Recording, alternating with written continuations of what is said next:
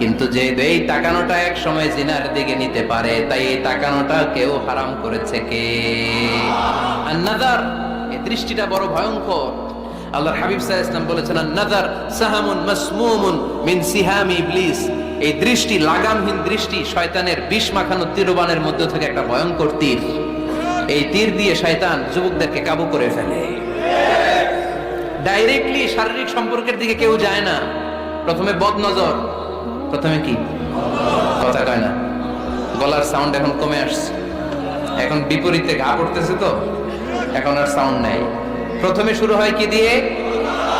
বদনজর, লাগামহীন নজর। তারপরে মুচকি হাসির বিতরণ, চোখে চোখে কথা হয়, আচ্ছা না নাই?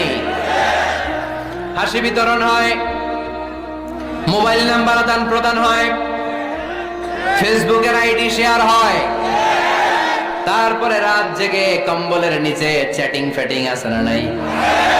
তারপরে চলে আসে 14ই ফেব্রুয়ারি, বিশ্ব বেহায়া দিবস, ঠিক কিনা? দেখছেন ধাপগুলো, দেখছেন স্টেপ বাই স্টেপ হারামের দিকে যায়। এরপর অবৈধ দৈহিক সম্পর্কের দিকে যায়। আল্লাহ এই গজব থেকে তুমি আমার ছেলেদেরকে বাঁচাও।